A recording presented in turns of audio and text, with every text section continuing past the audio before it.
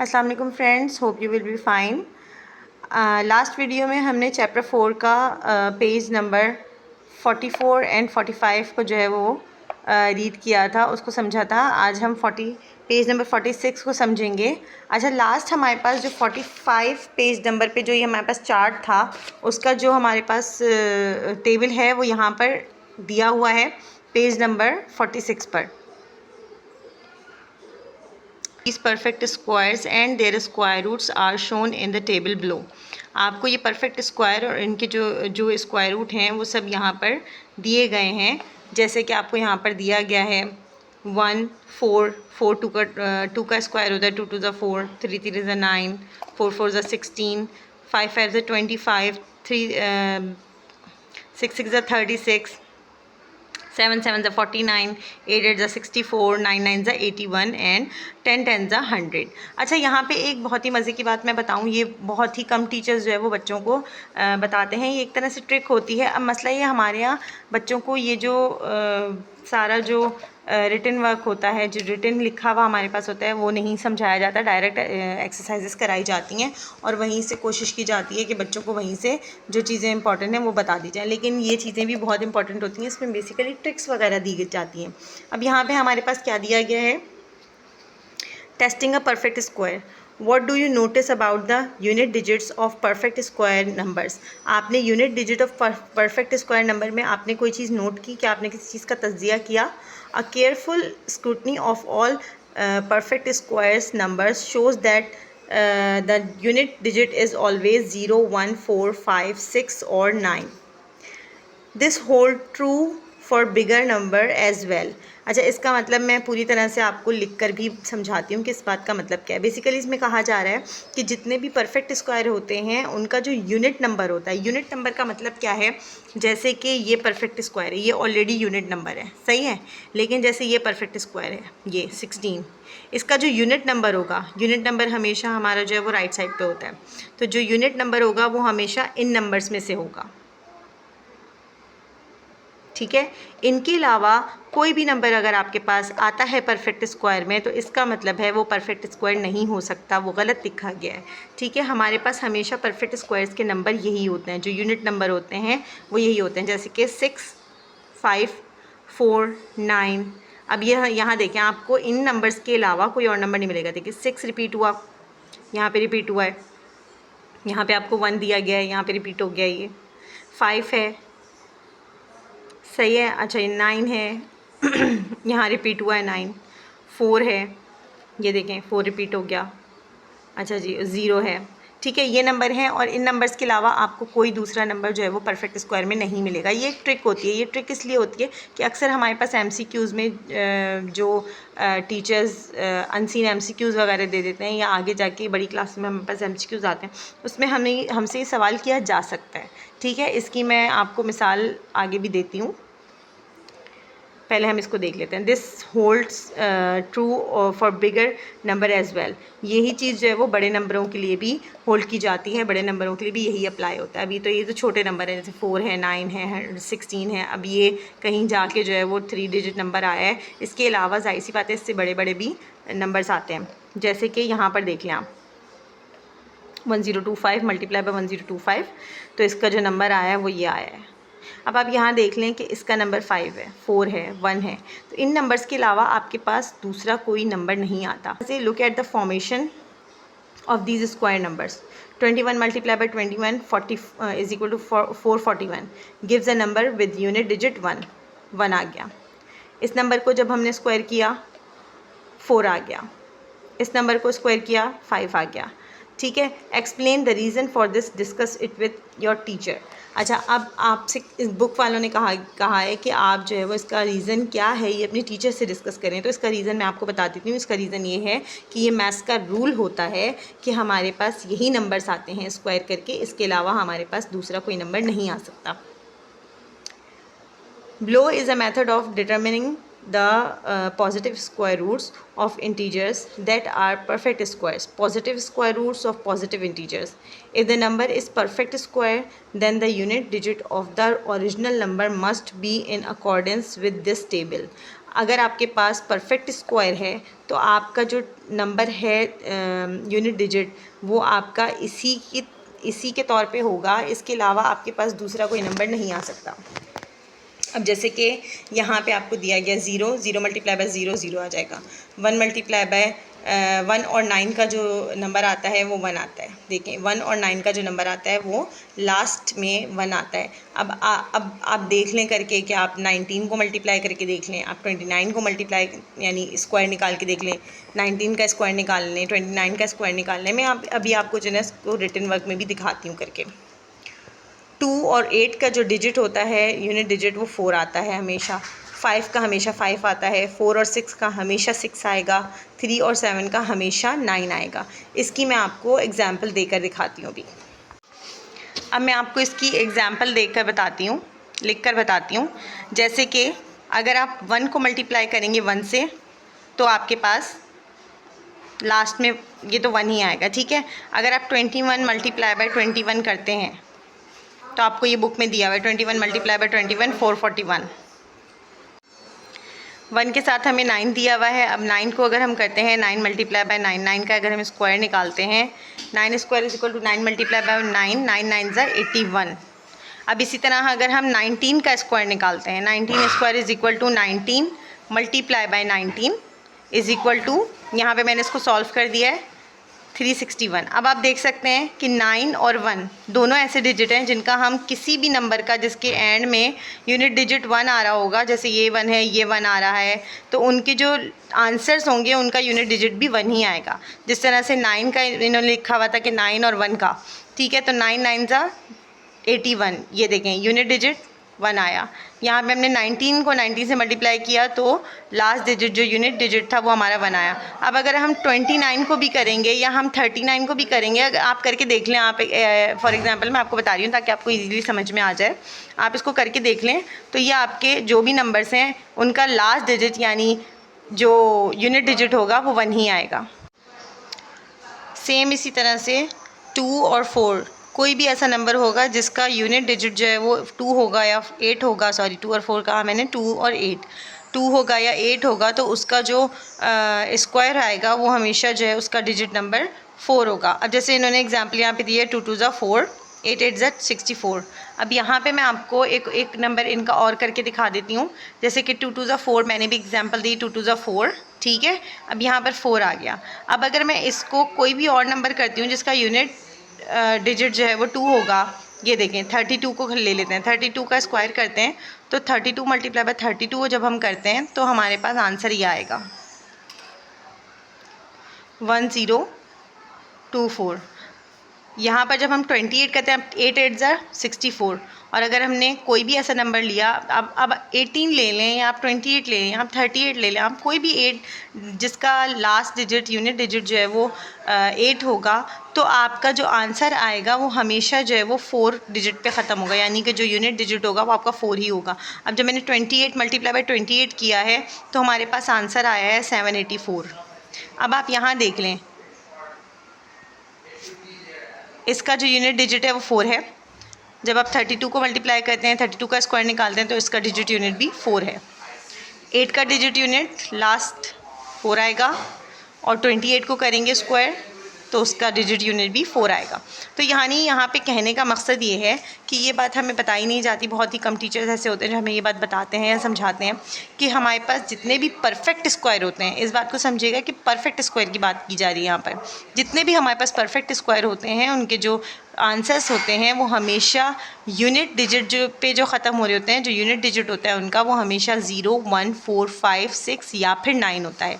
इसके अलावा आपके पास कोई ऐसा MCQs आ जाता है कि आपको कोई नंबर दिया हुआ है, सपोज़ आपको नंबर दिया हुआ है 2 4 8 3 और आपसे कहा जा रहा है कि ये किसका परफेक्ट स्क्वायर है, सही है। तो आपने जब इस बात को देखना है, जब आपको ये चीज़ पता होगी, जब आपने ये चीज़ समझी हुई होगी, तो आपको ये चीज़ देखने में ही पता चल जाएगा कि किसी का भी परफेक्ट स्क्वायर हो ही नहीं सकता, क्योंकि इसका यूनिट डिजिट 3 आ रहा है जो कि हमारे मैथ्स के रूल में नहीं है। मैथ्स के रूल में नहीं है कि हमारे पास यूनिट डिजिट जो है वो इनके अलावा कोई भी आए। इसी तरह से आप अगर इनमें से कोई सा भी नंबर ले लें, चाहे आप इसको 4 को करें या 6 को करें स्क्वायर, कोई भी ऐसा नंबर हो, तो आपके पास हमेशा यही आंसर्स आएंगे, यही यूनिट डिजिट आएंगे। इसके अलावा आपके पास कोई यूनिट डिजिट नहीं आ सकता। अगर आपको 0, 1, 4, 5, 6, 9 इनके अलावा जो भी नंबर होते हैं, जैसे कि 2, 3, 7 और 8, अगर ये नंबर्स किसी भी स्क्वायर के आंसर में लास्ट में यानी यूनिट डिजिट अगर आता है, और अगर कोई आपसे कहे कि ये परफेक्ट स्क्वायर है, तो आप उसको इजीली कह सकते हैं कि ये परफेक्ट स्क्वायर नहीं हो सकता। सपोज़ अगर आपके पास कोई नंबर का कोई आपको कहता है कि परफेक्ट स्क्वायर किसी भी दो नंबर्स का परफेक्ट स्क्वायर जो है वो 32 आया है, या किसी नंबर का परफेक्ट स्क्वायर जो है वो 43 आया है, या किसी नंबर का परफेक्ट स्क्वायर आपके पास 57 आया है, या किसी भी नंबर का परफेक्ट स्क्वायर आपके पास 28 आया है, तो ये सब गलत है। किसी भी नंबर का परफेक्ट स्क्वायर ये वाले नंबर्स नहीं हो सकते। 2, 3, 5, 7 और 8 ये नंबर्स नहीं हो सकते किसी के भी perfect square last unit digit number. अब हम पेज नंबर 47 पे आ जाते हैं। पेज नंबर 47 पे अब हमें यही दिया गया है कि जो चीज़ें हमने पीछे पढ़ी हैं पेज नंबर 46 पे, कि ये वाले नंबर जो है वो परफेक्ट स्क्वायर में डिजिट यूनिट होते हैं, इसके अलावा कोई और नहीं हो सकते। इसके बाद हमें बताया गया है all perfect squares have 2 sets of square roots. हर परफेक्ट स्क्वायर का 2 सेट्स ऑफ स्क्वायर रूट हो सकते हैं। किस तरह से?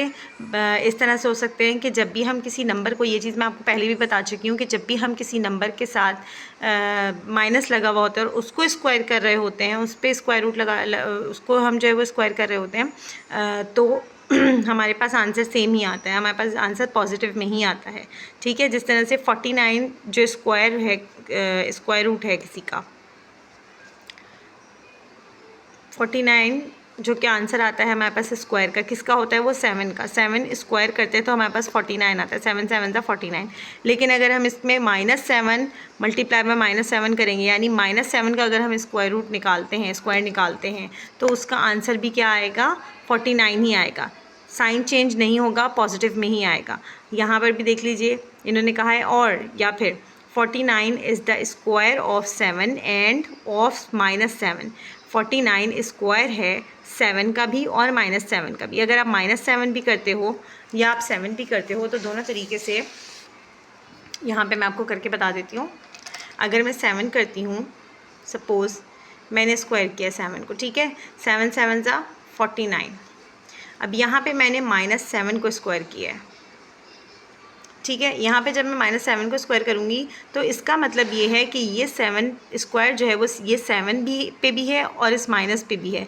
माइनस पे स्क्वायर होने का मतलब ये होता है कि माइनस को भी हम 2 टाइम्स मल्टीप्लाई करेंगे, ठीक है। 7 7 ज़ा 49 हो जाएगा, और ये जब हम माइनस को मल्टीप्लाई करेंगे तो माइनस माइनस से क्या होता है? माइनस माइनस प्लस हो जाता है। तो यहाँ पर हमारे पास साइन चेंज नहीं होगी, पॉजिटिव में रहेगा, ठीक है। तो यही बात इन्होंने यहाँ पर बताई है।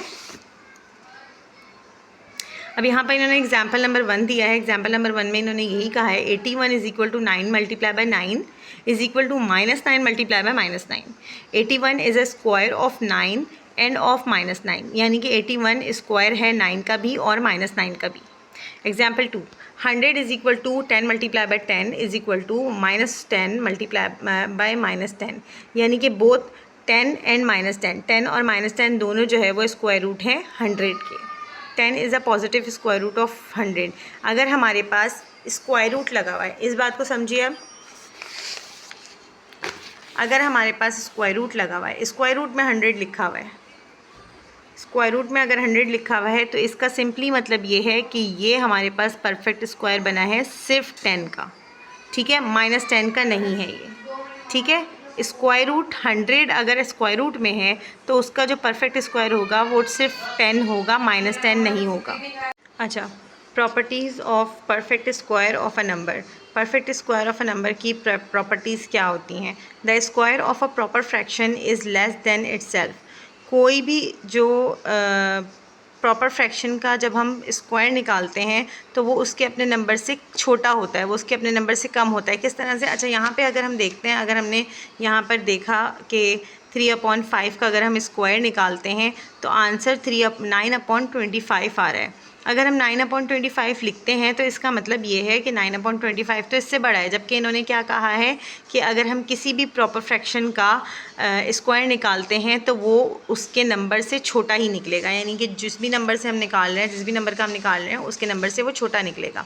किस तरह से? यहाँ पे हमें इन्होंने कहा गया है कि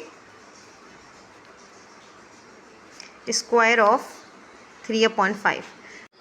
अगर हम 3/5 का स्क्वायर निकालते हैं तो हम इसको इस तरह से लिखेंगे 3/5 होल स्क्वायर।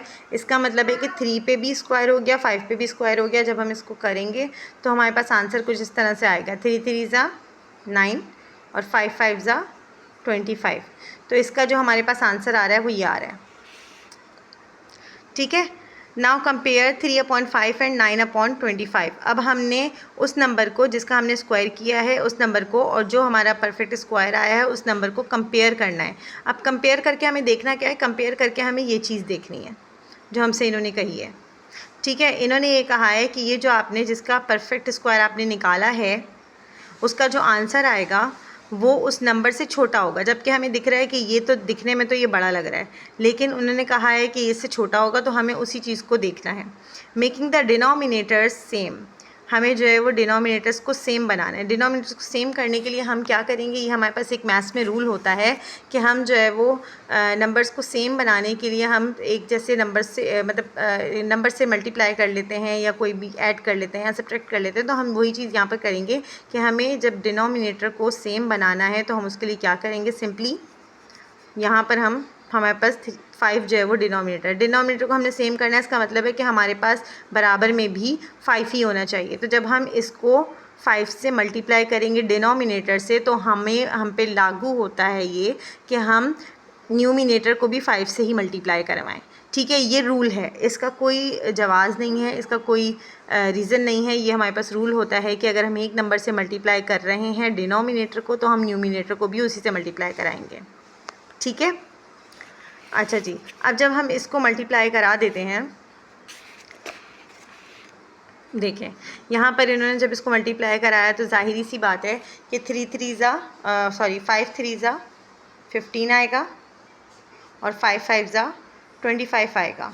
सही है। अब जब हम इन दोनों नंबर्स को कंपेयर करते हैं तो 15/25 इज़ ग्रेटर दैन 9/25। अब आप ये ख़ुद देख लें कि जब हमने 3/5 का परफेक्ट स्क्वायर निकाला था तो हमारे पास 9/25 आया था, लेकिन जब हमने उसको कंपेयर किया, उसको हमने जो है वो सेम डिनोमिनेटर बनाया, कंपैरिजन किया और डिनोमिनेटर को हमने सेम कर दिया तो हमारे पास ये वाला नंबर बड़ा आ गया।